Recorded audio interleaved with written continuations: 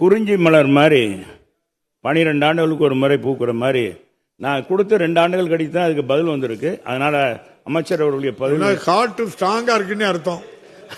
உங்க ஹார்ட் நல்லா. மாண்புமிகு பேரவைத் தலைவர்களே, அதுக்கு நிபுணர் அடங்கிய இந்த அறுவை சிகிச்சை இது ஸ்டாலின் மருத்துவமனையில் அந்த டாக்டர்கள் எம்டி இருக்கிறார்.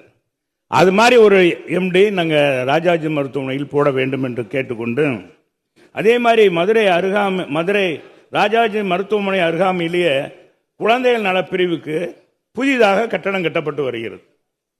20 கோடி ரூபாய் ஒதுக்கியிருக்காங்க. அது தரைத்தளமும் 2 தளமும் கூட கட்டுவதாக இருக்கிறது. இது 20 கோடி தான்.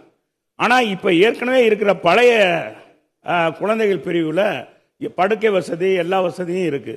இது இங்கே கொண்டு போகும்போது சிரமமாகும். எனவே மாண்புமிகு அமைச்சர் அவர்கள் கூடுதலாக ஒரு 3 அடுக்கு கட்டடம் கட்டி கொடுத்தால் அது வசதியாக இருக்கும் என்பதையும் இந்த நேரத்தில் தெரிவிச்சுக்கிறேன்.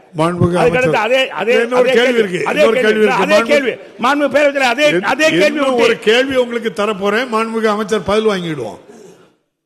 மாண்புமிகு பேரவைத் தலைவர் அவர்களே, மதுரை ராஜாஜி அரசு மருத்துவக் கல்லூரி மருத்துவமனையை பொறுத்தவரை உரிய மருத்துவர்களும் உரிய மருத்துவ கட்டமைப்பும் இருந்து கொண்டிருக்கிறது.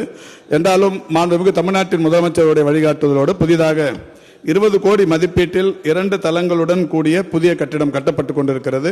இந்த கட்டிடம் முடிக்கப்படும் தருவாயில் இன்னமும் கூடுதல் கட்டிட வசதிகள் தேவைப்படுமானால் நிதி ஒதுக்கீடு செய்யப்பட்டு கட்டித்தரப்படும் என்பதை தங்களின் வாயிலாக மாண்புமிகு மன்ற உறுப்பினருக்கு தெரிவித்துக் கொள்கிறேன். மாண்புமிகு உறுப்பினர் செல்லூர் ராஜு. மாண்புமிகு பேரவைத் தலைவர்களே, மாண்புமிகு அம்மாவுடைய ஆட்சியில் மாண்புமிகு எடப்பாடியார் அவர்களுடைய தலைமையில் ஆட்சி நடக்கும்போது சென்னை மாநகர் முதல் மருத்துவ தலைநகராக இருந்தது. 2வது தலைநகராக மதுரை தென்பாண்டிய மண்டலங்களுடைய 13 மாவட்டங்களுக்கு தலைநகரமாக மதுரை இருக்கிறது. 13 மாவட்ட சாதாரண ஏழை எளிய மக்கள் வசதி அவங்க சிகிச்சை செய்யறதுக்கு இங்கே மதுரைக்கு தான் வர்றாங்க. அப்போ அவங்களுக்கு அனைத்து வகையான நோய்களுக்கும் சிகிச்சை அளிப்பதற்கு ஒரு கட்டமைப்பு ஜெய்கா திட்டத்தில் 3 பெரிய கட்டடங்கள் கட்டி கொடுத்தார்கள். எனவே நான் அப்படி கட்டி கொடுக்கப்பட்ட மாண்புமிகு பேரவைத் தலைவர்களை அப்படி கட்டி கொடுக்கப்பட்ட ஒரு ஜெய்கா திட்டத்தில் அறுவை சிகிச்சை வளாகத்திற்கு 250 பேர் நியமிக்க மாண்புமிகு அமைச்சர்கள் கடந்த ஆண்டே சொல்லியிருந்தார்கள். இதுவரை நியமிக்காதனால் அது இயங்கவில்லை. அதே நேரத்தில் ஒன்று வேற ஒன்றும் இல்லை, மக்கள் நலன் சார்ந்ததுதான் இந்த புற்றுநோய் அறுவை சிகிச்சை ஹீமோதெரப்பியும் அது ராஜாஜி மருத்துவமனையில் இருக்கு. அங்கிருந்து 7 கிலோமீட்டர் சென்று பாலரங்கபுரத்தில் தான் எலக்ட்ரோ தெரப்பி இருக்கு. இந்த நோயாளிகள் 7 கிலோமீட்டர் போக வேண்டியிருக்கு. எனவே இதையெல்லாம் உள்ளடக்கி மதுரை ராமநாதபுரம் மாவட்ட ஆட்சியாளர் அலுவலகம் இப்ப காலியாக இருக்கிறது. 1.25 ஏக்கர் பரப்பளவு உள்ளது.